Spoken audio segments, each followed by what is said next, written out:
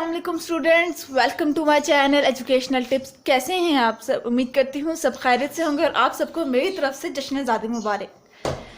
तो students, independence day basically हम बना तो रहे हैं, सेलिब्रेट भी कर रहे हैं, लेकिन साथ साथ क्योंकि हमें पढ़ाई भी हमारे लिए इम्पॉर्टेंट है, क्योंकि हम जब पढ़ेंगे तो हम अपने मुल्क के लिए कुछ कर पाएंगे।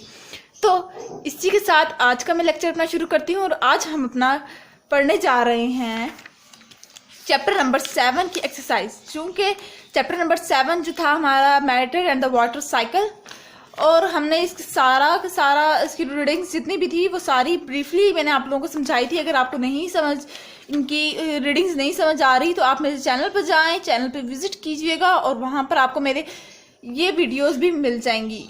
तो आज हम पढ़ने जा रहे हैं एक्सरसाइज। तो एक्सरसाइज में सबसे पहला क्वेश्चन है हमारा मल्टीपल चॉइस क्वेश्चन, यानी कि MCQs।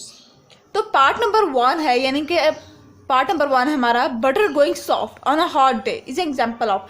आपने देखा होगा जो बटर होती है, ठीक है, बटर गर्म जगह पे रखें तो वो पिघलना शुरू हो जाती है। वो ये जो पिघलने का ये जो प्रोसेस है ये किस चीज़ की एग्जाम्पल हमें शो कर रहा है? ये हमें मेल्टिंग की एग्जाम्पल है। ये किसकी है? मेल्टिंग की example. Then is question part number 2, which of this is not an example of matter. इनमें से मैटर की कौन सी एग्जाम्पल नहीं है? बेसिकली मैटर हम लोगों ने यहाँ पे पढ़ा भी था, मैं आपको वो जगह भी शो करवाती हूँ इस पैराग्राफ में, ठीक है। इस पैराग्राफ में हमने पढ़ा था मैटर के बारे में कि मैटर जो है बेसिकली पार्टिकल से बने हुए होते हैं। ये देखिए यहाँ पर भी आपको रिकॉल में भी मिल जाएगा, matter is made up of particles. और इनमें से पार्टिकल्स जो पार्टिकल से नहीं बना हुआ वो कप ऑफ टी है, चाय, ठीक है। विच of this example of physical change. Physical change के बारे में मैंने बताया था आपको। ये देखिए यहाँ पर आपको मैं दिखाती हूँ, पेज भी शो कर लेती हूँ कि रिवर्सिबल चेंज को फिजिकल चेंज भी कहते हैं। तो और रिवर्सिबल चेंज क्या होता है कि हम जब कोई चीज़ जैसा कि आइस है उसको हम पहले पानी बर्फ़ में भी हो सकता है, बर्फ़ लिक्विड में वापस भी आ सकती है, अपनी पहली वाली स्टेट में वापस आ जाए उसको हम कहते हैं फिजिकल चेंज, यानी कि reversible change. Tearing of papers, यानी कि जब आप पेपर्स को किसी भी कागज़ को छोटा छोटा फाड़ देंगे तो दोबारा कागज़ वैसे तो नहीं जुड़ सकता ना, वो पेपर वापस वैसा नहीं जुड़ देगा। आप टेप से जोड़ेंगे लेकिन वो वैसे नहीं जुड़ेगा, ठीक है, जैसा पहले था। केमिकल चेंज आर, जो केमिकल चेंज होते हैं वो इरिवर्सिबल चेंज होते हैं, ठीक है, यानी कि वो दोबारा अपनी पहले वाले स्टेट में नहीं आते। फॉर एग्जांपल, अगर आप अंडा बॉयल फ्राई अंडा करें, हाफ फ्राई एग करें, ठीक है, तो आप उसको वापस वो अंडे की शेप में तो नहीं ला सकते जिस उसमें वो पहले लिक्विड शेप में था, ठीक है। Clouds are found by, cloud किस चीज़ से बनते हैं? Water vapour condensing.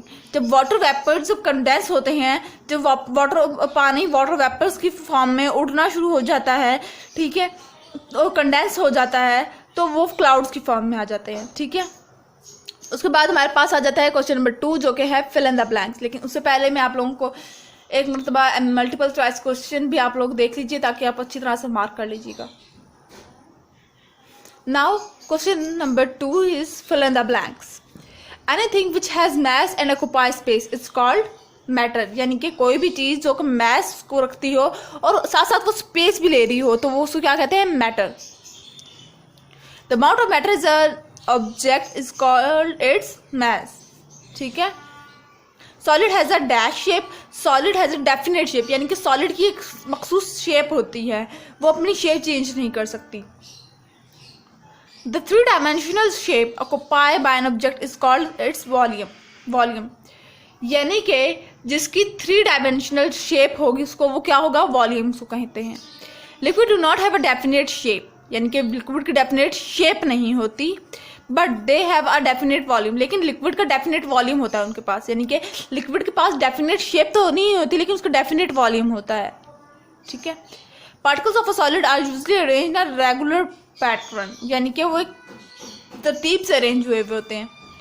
On observing heat a solid change into a gas, this process is known as sublimation. Sublimation के बारे में मैंने पिछली वीडियोस में भी आपको बहुत ब्रीफ करके मैंने एक्सप्लेन किया था कि सब्लिमेशन के प्रोसेस के अंदर ये होता है कि सॉलिड से डायरेक्ट गैस में चली जाती है, वो चीज़ लिक्विड के प्रोसेस से नहीं गुजरती। अगर आपको अभी भी नहीं समझ आया तो आप मेरे चैनल पर विजिट कीजिए और वहाँ पर आपको मिलेगी सब्लिमेशन की वीडियो, वो देखिएगा। Upon cooling a gas changes into liquid, this process is called condensation. जी, अब आपका टाइम आया है कि आप भी मुझे बताएं कमेंट्स में, और वो है a change of state is known as dash change. ये इसकी ब्लैंक आपने मुझे बतानी है कि इससे ये क्या होता है। बहुत आसान आंसर है, लेकिन मैं आपका कॉन्सेप्ट चेक करना चाहती हूँ। Ice is the dash state of water. Ice यानी कि बर्फ कौन सी स्टेट है? फ्रीजिंग। ये आप लोग देख लीजिए।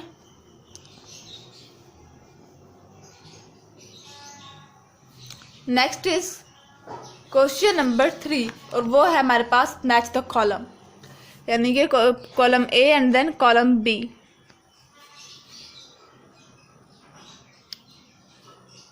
तो देखिए, पहला है हमारे पास a 3 dimensional shape occupied by an object is called mass.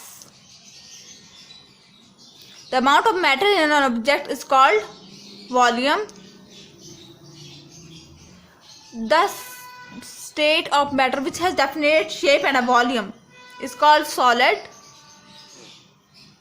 The state of matter which has a definite volume but do not have a definite shape is called liquid. The state of matter which does not have definite shape or definite volume is called gas.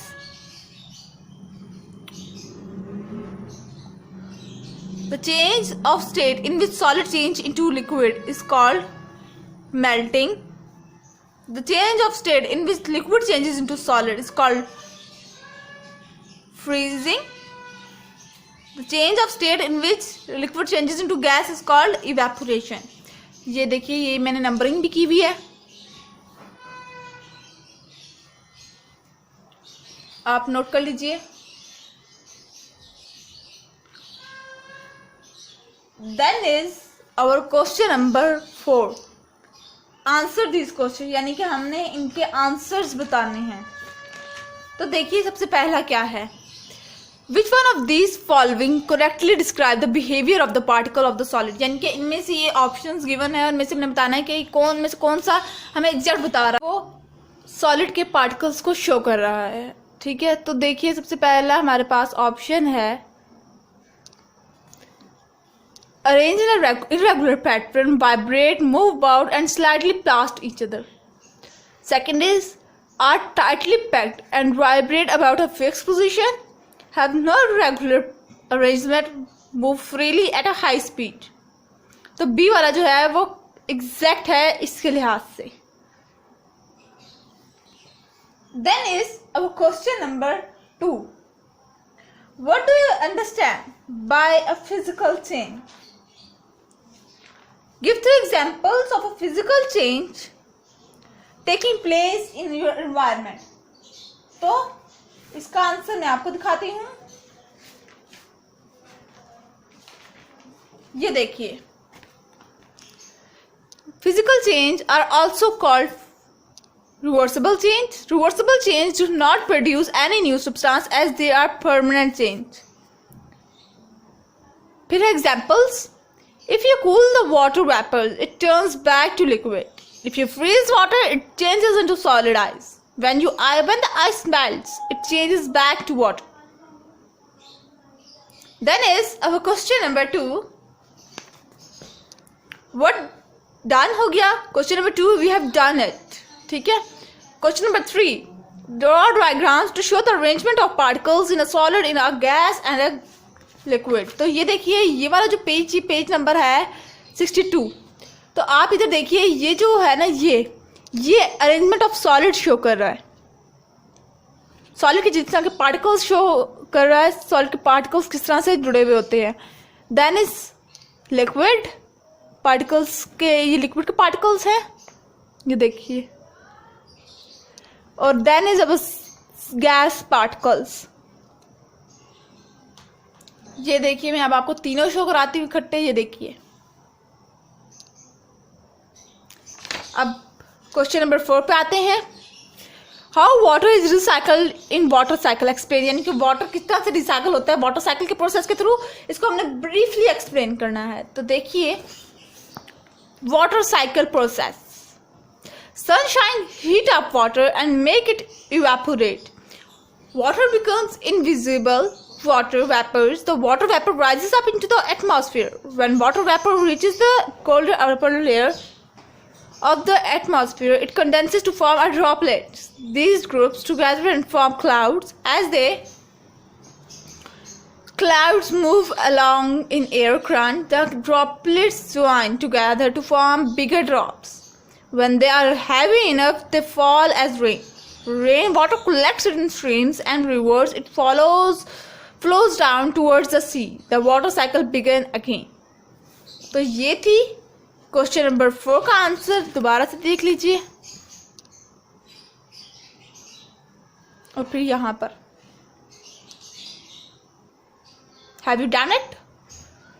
चलिए अब हम चलते हैं अपने अगले पर, next पर। ये ले 5 part, compare the characteristic of solid liquid and gas in the table. ये आपने इसकी कैरेक्टरिस्टिक्स बतानी है और जो आपने खुद करना है। अगर आपको नहीं आ रहा तो आप मेरे चैनल पर विजिट कीजिए, वहाँ पर आपको सॉलिड लिक्विड और गैस के डिफरेंस के बारे में मैंने बहुत ब्रीफली बताया है, तो आप वहाँ से देखिएगा। आज हमारी एक्सरसाइज कंप्लीट हो गई है, कॉन्ग्रेचुलेशंस कि हमने यूनिट नंबर 7 भी कंप्लीट कर लिया। इंशाल्लाह नेक्स्ट वीडियो में मैं आपसे मुलाकात करूंगी यूनिट नंबर 8 के साथ, जो कि होगा फोर्स इन एक्शन। फोर्स बताऊंगी क्या होती है और एक्शन क्या होता है, ठीक है। तो जी अब मुझे इजाज़त दीजिए, अपने दुआ में याद रखिएगा और जाते जाते मेरे चैनल को सब्सक्राइब कीजिएगा, मेरी वीडियो को लाइक कीजिएगा और साथ ही साथ मुझे कमेंट्स में भी बताइए कि आपको मेरी वीडियो कैसी लगी। बेल आइकन को दबाइएगा ताकि मेरी हर नई आने वाली वीडियो आप तक बआसानी पहुँच सके और फ्री में, ताकि आप अच्छी तरह से मेरे से इंफॉर्मेशन और लर्न कर सकें एजुकेशन ढेर सारी। तो अल्लाह हाफिज़।